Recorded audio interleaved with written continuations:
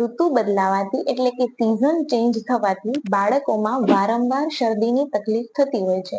આવા કન્ડિશન દરમિયાન સૂંઠ, ગોળ તથા ઘીની સમાન માત્રા મિક્સ કરી તેની નાની નાની લાડુળી બનાવીને તેને સવાર સાંજ બાળકને એક એક આપવાથી તેની વારંવાર થતી શરદીમાં ચોક્કસ રાહત મળે છે.